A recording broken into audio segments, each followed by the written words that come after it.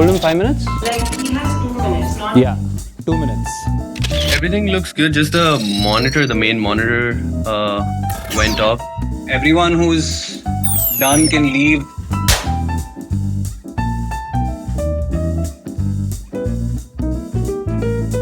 Hi, Sam. Hey, Nikhil. How are you? I'm good. Sorry I'm late. I got caught up in getting ready for the launch tomorrow and lost track of time and excitement with the final results, but No worries. I'm guessing it must be really hectic, right? it is a very hectic day.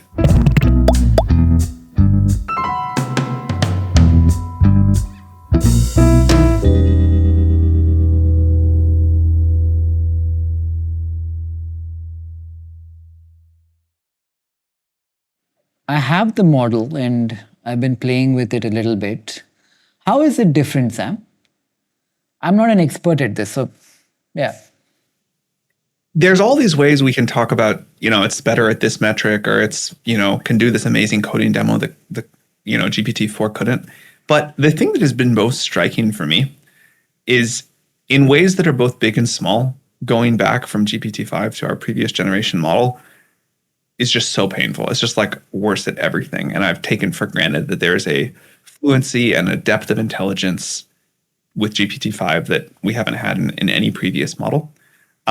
It's an integrated model, so you don't have to pick in our model switcher and know if you should use GPT-4o or O3 or O4 mini or any of the complicated things. It's just one thing that works. And it is like having PhD level experts in every field available to you 24/7 for whatever you need, not only to ask anything, but also to do anything for you. So if you need a piece of software created, it can kind of do it from scratch all at once. If you need a research report on some complicated topic, it can do that for you. If you needed to, plan an event for you, it could do that too.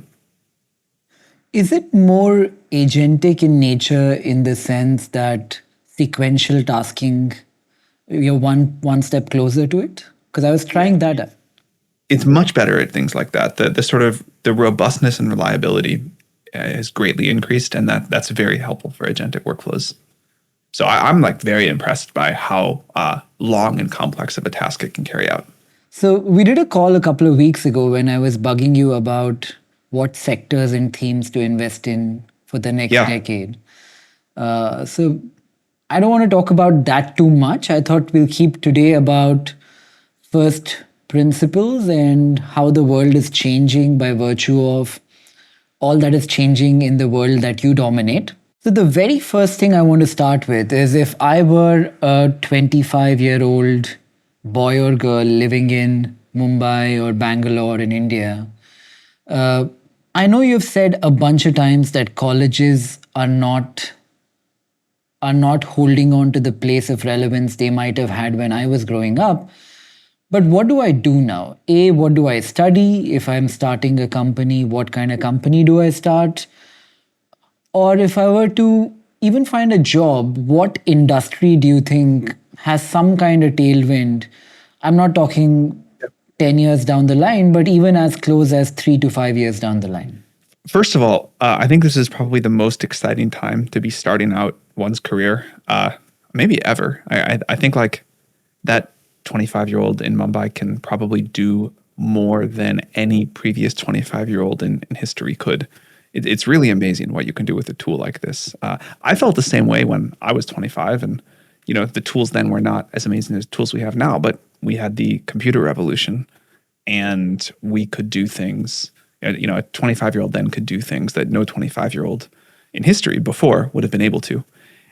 And now that's happening in a huge way. So whether you want to start a company or be a programmer or go work in kind of any other industry, create new media, whatever it is, the ability for one person to use these tools and have great ideas and implement them with what would have taken, decades of experience or teams of people is really quite remarkable. In terms of particular industries, I am very excited about what AI is going to mean for science and the amount of science that one person will be able to discover and the rate at which they can do that. Clearly, it's transforming what it means to program computers in a huge way, and people will be able to create completely new kinds of software and at huge new scale. Definitely for startups, if you have an idea for a new business, the ability for a very tiny team to do a huge amount of work is great. But it feels like this is just now a very open canvas. People are limited to a degree that they've never been before, only by the quality and creativity of their ideas. And you have these incredible tools to help you realize them. Is there anything in particular you want to say about GPT-5? Then I can ask you questions around that. GPT-5 does feel to us like it's going to be another big step forward in how people use these systems. The level of capability, the level of robustness, the reliability, and the ability to use this just for a lot of tasks in life to create software, to answer questions, to learn, to work more efficiently. Like this is a pretty significant step forward. Each time we've had one of these, we have been amazed by the human potential it unlocks. And in particular, India is now our second largest market in the world. It may become our largest. We've taken a lot of feedback from users in India about what they'd like from us: better support for languages, more affordable access, much more. And we've been able to put that into this model and upgrades to ChatGPT. So we're committed to continuing to work on that. But every time we've had a major leap forward in how the capability we can bring to users, we've been amazed by what those 25-year-olds go off and do in terms of creating new companies or, learning better, getting better medical advice or whatever else.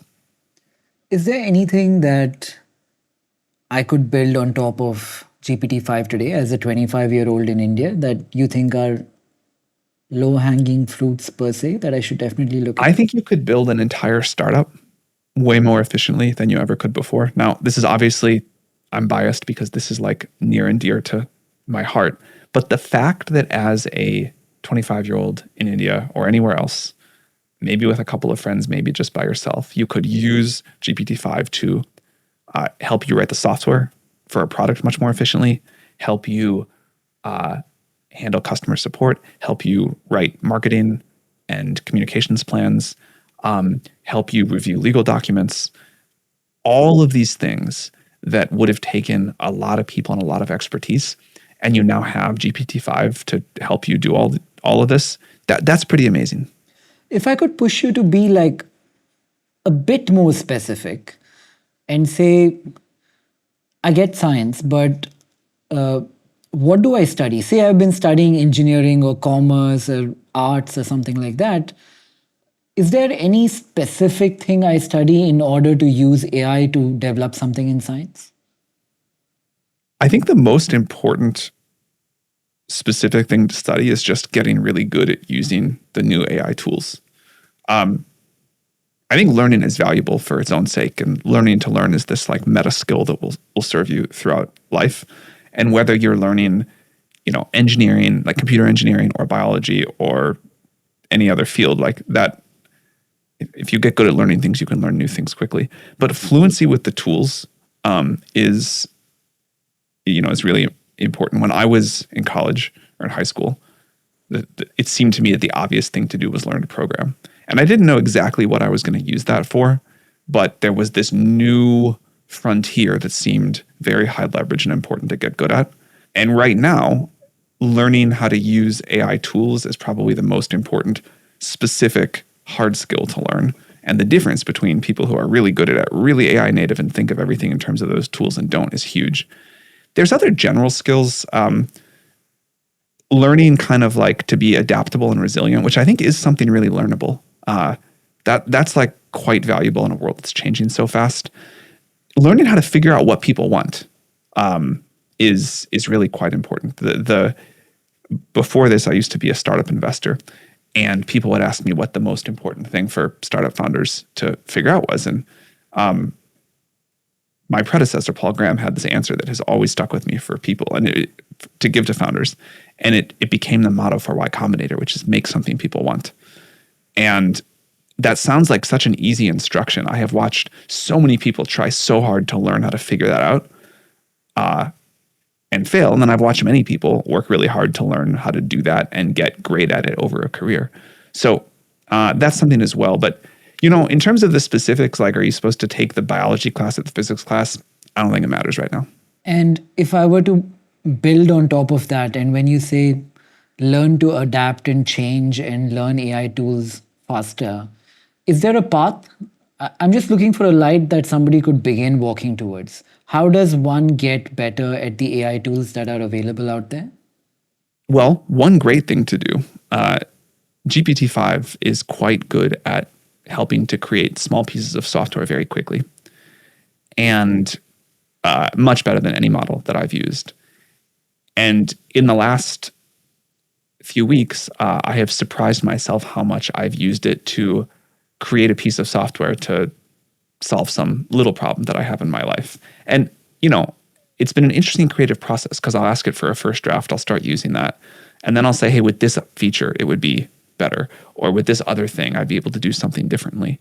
I have started using it and realized that with my workflow, I really needed this. And by putting more and more of the things that I have to do in this kind of a workflow, that's been a very interesting way for me to learn how to use this. You mentioned Paul Graham, and I was reading this letter or report he wrote in 2009, where he spoke about 5 founders to watch out for. And I think you were 19 at the time, and he mentioned you along with people like Steve Jobs and Larry and Sergey. Why was that? You hadn't accomplished anything of note like they had. What did Paul see in you? And what do you think is the innate skill set that sets you apart from your peers? That was very nice of him. I remember that. I remember at the time feeling that it was very deeply undeserved, but grateful that he said that. There's like a lot of people who are starting great companies. We got lucky here in many ways. We've also worked super hard. Maybe the one thing that I think we have done here well is to take a very long time horizon and think very independently. When we started, it was like 4.5 years before we had a first product, and it was very uncertain. We were just doing research, trying to figure out how to get AI to work, and we had very different ideas than the rest of the world. But I think that ability to sort of trust our own conviction over a long time horizon without a lot of external feedback was very helpful. Is that a we or a I thing? Because I'm speaking about when you were 19. Oh, sorry. I thought you were asking about OpenAI. Me when I was 19, I barely remember that. I don't know. I was like a naive 19-year-old that didn't really know what he was doing. And this is not false modesty. My own self, I think I've done impressive things now, but my own self-conception in 19 was like deeply unsure of myself and very unimpressive. If the world of tomorrow were to be an AI kingdom of sorts, you're definitely some kind of prince. And I don't know if you follow Machiavelli, but he used to say a very interesting thing. He said that a prince should always appear but not be religious, compassionate, trustworthy, humane, and honest. Do you think this particular projection of, I've watched a lot of your interviews of late, and I've heard you say repeatedly that you're not formidable and use words like that. This projection of humility, is it apt for the world we live in or the world you're walking into? I'm not sure it's apt for either one, but when I was 19, to go back to what you said, I assumed that the people running these big tech companies really had it all figured out, and there were adults in the room, and somebody had a plan, and there were these people that were like way different than me that understood how to do things, and had this like, the companies were like running very well, and there was like not much drama, and everything was like just everything was being handled by the adults. And now that I'm supposed to be the adult in the room, I will tell you, I think no one has a plan. No one really has it all working smoothly. Everyone, or at least I, am figuring out as they go. And, you know, you have things you want to build and then things go wrong and you bet on the wrong people or the right people. And, you know, you get a technological breakthrough here or you don't there. And you just keep putting one foot in front of another and you put your head down and work. And you know, you have these like tactics that some of them become great strategies. Some of them don't. You try something and the market reacts in some way or your competitors react in some way and you do something else. And now my conception is everybody is kind of figuring it out as they go. Everybody is like learning on the job. And I don't think that's like false humility. I think that's just the way the world works. And it's like it's a little strange to be on this side of it, but that is what it seems like. I'm not even, Sam, speaking so much about the authenticity of the humility or not, but more again from the lens of somebody starting to build for tomorrow, because that's who we speak to. Is that a good image to project into the world? Does the image of humility really work today? You mean, should someone project that image? Yeah. I mean, I certainly have a very negative reaction to people who are projecting certainty and confidence when they don't really know what's going to happen. And the reason is not just because it's annoying, which it is, but also because I think if you have that kind of a mindset, it is harder to have the culture of intellectual openness and to sort of like listen to other viewpoints and make good decisions. A thing I say all the time to people is no one knows what happens next. And the more you forget that and the more you're like, I am smarter than everybody else. I have a master plan. I'm not going to pay attention to like what my users are saying or where the technology takes us or how the world is reacting. But, you know, I know better and the world doesn't know as much. I think you just make worse decisions. So having that kind of open mindset and the sort of like curiosity and willingness to adapt to new data and change your mind, I think that's super important. Like the number of times we have thought we knew something to get smacked in the face by reality here has been a lot. And one of our strengths as a company is when that happens, we change what we're going to do. I think that's been really great and a big part of what's helped us succeed. So maybe there are other ways to succeed and maybe, you know, projecting a ton of bravado into the world works, but the best founders that I have watched up close throughout my career have all been more like the sort of quick learning and adapting style. And you probably know more about this than most because of your role at Y Combinator. I have a lot of data points on it, at least, yeah. When we met in Washington a couple of years ago at the White House, I remember when we were speaking and you went somewhere, I was speaking to your partner, and you guys had a kid. We did. And how is that? It is my favorite thing ever. But I mean, I know that like I have nothing that is not a cliche to say here. Mm-hmm. But it is the coolest, most amazing, most like emotionally overwhelming in the best ways and hard ways too. Experience everything everyone said about how great it is, how intense it is, how it's like a kind of love you didn't know you could feel. It's all true. I have nothing to add other than I strongly recommend it. And I think it's been really wonderful. It's amazing. So I ponder on this a lot, Sam. Kids, why people have kids, and also questions like what happens to religion and marriage tomorrow. Can I ask you why you had a kid?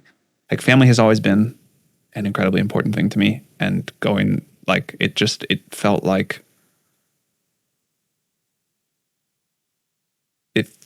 the most, and I didn't even know how much I underestimated what it was actually going to be like, but it felt like the most important and meaningful and fulfilling thing I could imagine doing. And it has so far, it's still early, exceeded all expectations. Do you think it's the biological need to procreate? I don't know. There's this seems like a thing that is so deep it's difficult to put into words, but I feel confident. Like everyone I know, looking back on their life, who has had a great career and had a family, has either said, I'm so glad I took the time to have kids. That was one of the most important things I've ever done, the best things I've ever done. Or they've said, that was by far the best thing I've ever done. That was way more important than any of the work I ever did. And I was willing to take the leap of faith that would be true for me too. And it certainly seems like it will be. It's like, it is. And if it is just a biological hack, I don't care. I'm so happy. But there's a sense of responsibility and kind of family is the word that keeps coming to mind that is just really great. The world seems to be having lesser kids. And do you have an insight into the future of marriage, religion, and kids? Yeah, I hope that creating family, creating community, whatever you want to call it, will become far more important in a sort of post-AGI world. I think it's a real problem for society that those things have been in retreat. I think that just feels strictly bad to me. I'm obviously not sure why that's been happening, but I hope we'll really reverse course on that.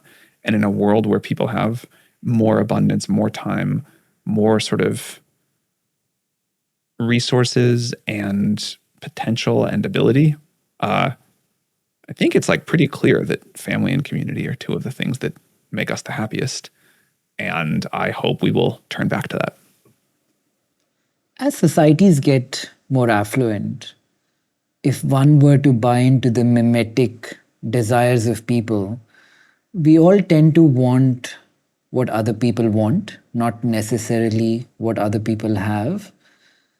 If we all had more, do you think we would still want more if we all had enough?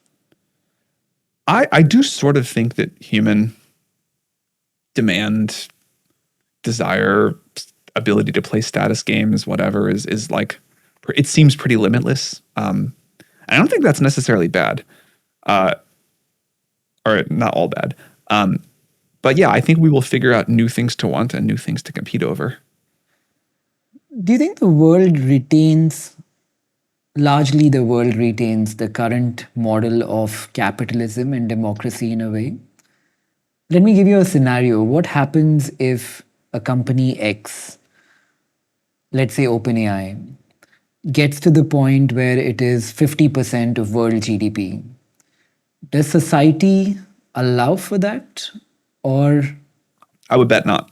I don't think that will happen. I think this will be a much more distributed thing. But if for some reason that did happen, I think society would say, we don't think so. Let's figure out something to do here. The analogy I like most for AI is the transistor, which was this really important scientific discovery that for a while looked like it was going to capture a ton of the value and then turned out to be something that just gets built into tons of products and services. And you don't really think about, the fact that you're using transistors all day long. It's just kind of in everything. And all these companies make incredible products and profits from it in this very distributed way.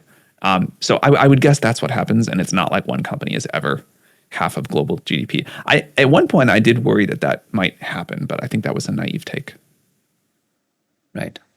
But do you think the odds of the world moving towards socialism go up? Or if something gets that large, will it get nationalized and we become more socialist?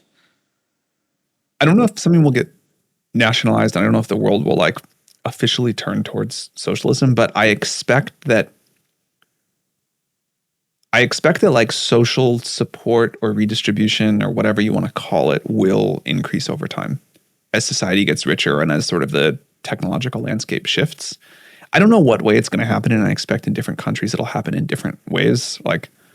I think you'll see experimentation of new kinds of sovereign wealth funds, new kinds of universal basic income ideas, redistribution of AI compute. I don't know exactly what, but I suspect we'll see a lot of experimentation in society here. On universal basic income, I think WorldCoin was a very interesting experiment. Can you tell us a bit about what's happening there? The idea was, could we, we have all this AI coming. We really want to like care about humans as special. Can we find a privacy preserving way to identify unique humans and then create a new network and a new currency around that? So it's a very interesting experiment, still early, but growing quite fast. If AGI eliminates scarcity by virtue of increasing productivity, could one also assume that it would be deflationary in nature?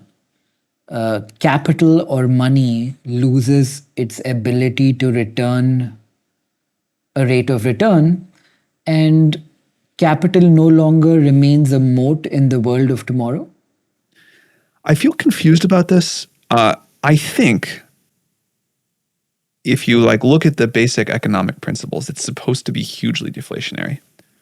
And yet, if the world decides that, building out AI compute today is super important to things tomorrow,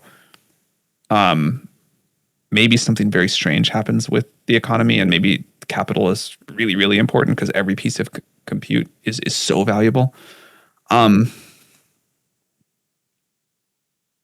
was asking someone at dinner the other night if they thought that interest rates should be -2% or 25%. And he kind of laughed. He's like, well, that's a ridiculous question. It has to be. And then he stopped and said, actually, I'm not sure.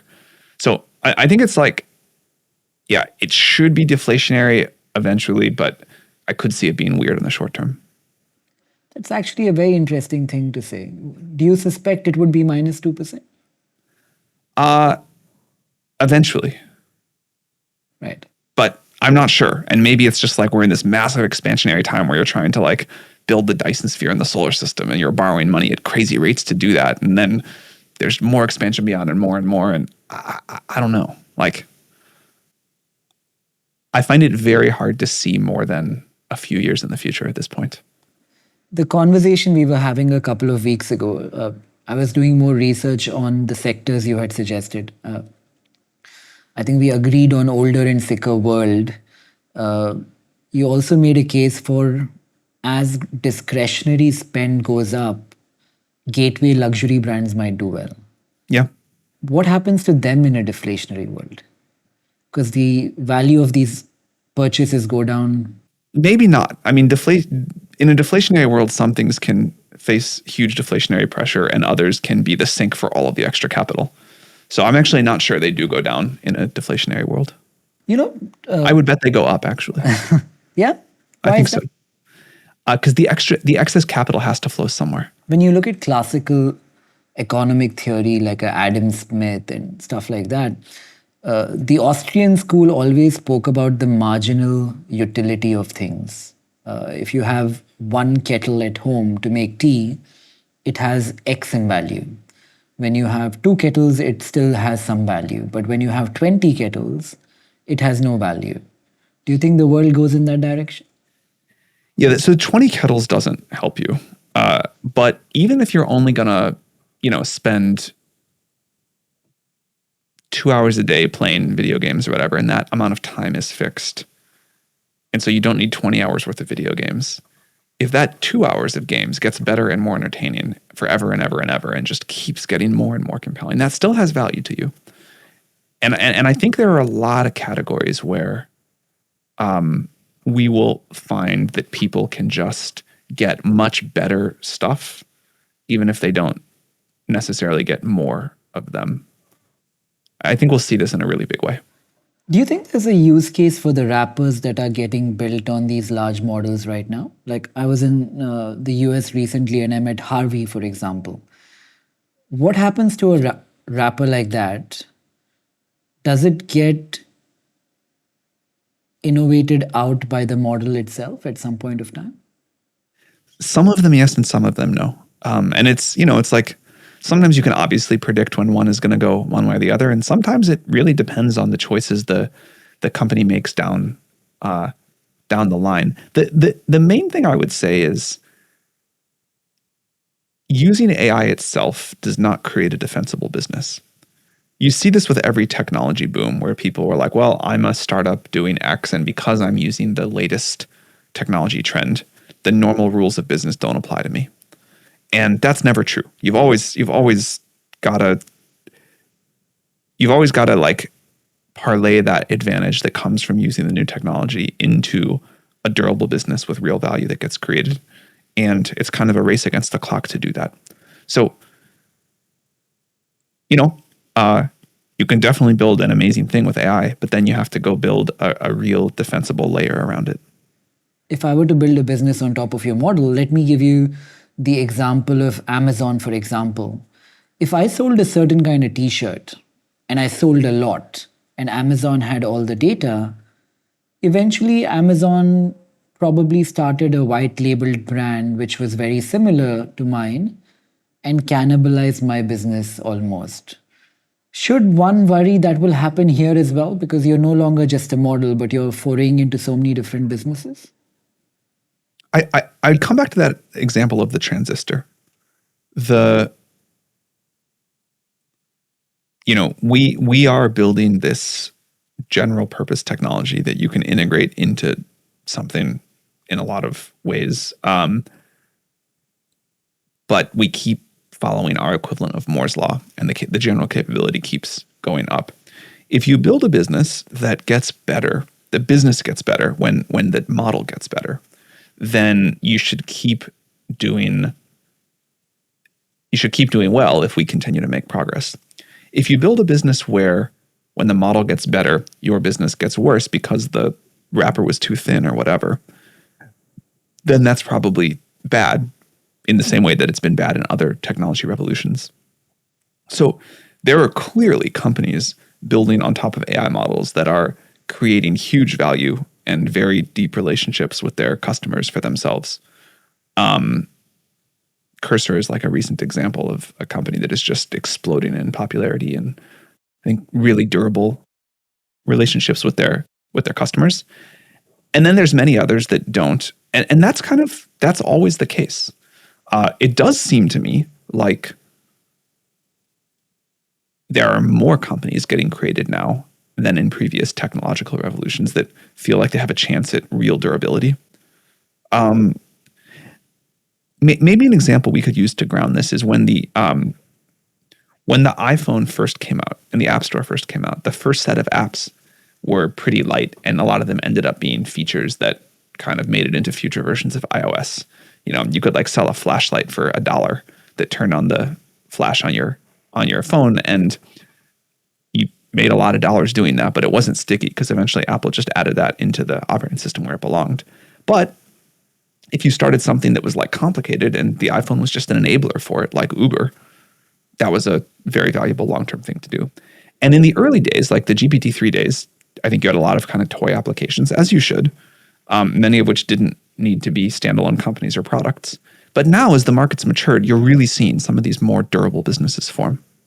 So if you lay emphasis on owning the customer almost, like the interface with the customer, would you say the relationship gets deeper when I sell a service on top of your model versus a product? Because if it's a product company, the exchange happens once, but if it's a service company, it happens repeatedly, and there is room for me to build in taste in that transaction, which is repetitive in nature. Yeah, generally I agree with that. A small part of my world, or a part of my world, is creating content, which I do once a month. If a model to a large extent is able to factor in my vintage, my tenure, and my evolution, and throw out an output which is predictive in nature with a fair degree of efficiency. Now, if I behave in the same predictable manner tomorrow, will be less valuable than me being contrarian. Contrarian not to the world, but contrarian to my own behavior almost. So do you think the world inordinately favors contrarian behavior tomorrow? Yeah, that's a good point. I think so. I think the thing I'm thinking is how much will the models learn to do that? you want to be contrarian and right. Most of the time you're contrarian and wrong, and that's not that helpful. But yeah, I bet the ability to come up with the kind of contrarian and right idea that the models today just can't do at all, and maybe they'll get better at some point. That value of that should go up over time. Getting good at doing things models can't do seems like an obvious increase in value. Outside of being contrarian, is there anything else that I could do that a model will take longer to learn? Look, the models are going to be much smarter than we are, but there's a lot of things that people care about that have nothing to do with intelligence. Maybe there can be like an AI podcast host that is much better than you at asking interesting questions and, kind of engaging whatever. And I personally don't think that AI podcast host is likely to be more popular than you. People really care about other humans. This is like very deep. People want to know a little bit about your life story, what got you here. They want to be able to like talk to other people about this like shared sense of who you are. And there's like some cultural and social value in that. We are obsessed with other people. And why is that, Sam? Why do you think that is? That, I think that's also like deep in our biology. Again, to the earlier comment, you don't fight things that are deep in biology. I think it makes a ton of sense of why we would evolve that way. But, here we are. So, we're going to keep caring about real people. And even if the AI podcast host is much smarter than you, I think it's very unlikely he'll be more popular than you. So in a perverse way, being stupider will be more novel than being smart. I don't know if it's like stupider or smarter that has the novelty, but I think being a real person in a world of unlimited AI content will increase in value. Is a real person somebody who screws up, unlike a model? I mean, certainly real people do screw up. So maybe that's part of what we associate with a real person. I'm not sure. But I do think we just, knowing that it's a real person or not, we really extremely care about. What is the difference between AGI and human intelligence today and tomorrow? So like with GPT-5, you have something that is incredibly smart in a lot of domains at tasks that take, seconds to a few minutes. It's very superhuman at knowledge, at pattern recognition, at recall on these shorter term tasks. But in terms of figuring out what questions to ask or to work on something over a very long period of time, we are definitely not close to human performance. And an interesting example that one of our researchers gave me recently is if you look at our performance in math, a couple of years ago, we could solve math problems that would take like an expert human a few minutes to solve. Recently, we got gold level performance on the International Math Olympiad. Each of those problems takes about an hour and a half. So we've gone from a thinking horizon of a few minutes to an hour and a half. To prove an important new mathematical theorem maybe takes like 1,000 hours. And you can predict when we can do a 1,000-hour problem, but certainly in the world today, we cannot at all. And so that's like another dimension where AI can't do it. So I was in the US between San Francisco and New York the last couple of months, and I met a whole bunch of AI founders. The one thing everybody seemed to agree on is, like for AI, the US is a few years ahead of most others. They also thought that for robotics, China seems to be ahead. Do you have a view on robotics and what happens there, like humanoid or other form of robotics? I think it will be incredibly important in a couple of years. I think one of the things that is going to feel most AGI-like is seeing robots just walk by you on the street doing kind of normal day-to-day tasks. Is there a reason why they need to have human-like form? Well, you can certainly have non-humanoid forms, but the world is really built for humans. Like door handles, steering wheels in cars, factories, like a lot of this is built for, we've built it for our own kind of morphology. So there will, of course, be other specialized robots too, but the world like is built and I hope stays built for us. So, robots that match that form factor, it seems like a good idea. If I'm a young guy looking to start a robotics company, but somebody else has manufacturing scale, and I really want, as an Indian guy, to be able to build and compete there, how do I make up for manufacturing scale as someone starting up? Well, eventually, once you build enough robots, they can make more copies of themselves. But in the short term, I think you probably have to find some really good partners that know a lot about manufacturing. And Right. we're interested in robots, so we're thinking about this, and it's definitely a new skill for us to learn. Sam, what happens to the form factor? I've been using the cell phone for a long time. I know you will not likely speak about what you're doing with Johnny Ive and what happens there, or maybe you will. But what happens to form factor overall? One of the things that I think will be defining about the difference of AI versus the sort of previous way we've been using computers and technology is you really want AI to have as much context as possible, do stuff for you, and be proactive. So a computer or a phone, it's kind of either on or off. It's in your pocket or it's in your hand and you're using it. But you might want AI to just be, like a companion with you throughout your day and alerting you in different ways when it can do something to help you, or when it's, there's something really important you need to know, or reminding you of something that you said you needed to do earlier in the day.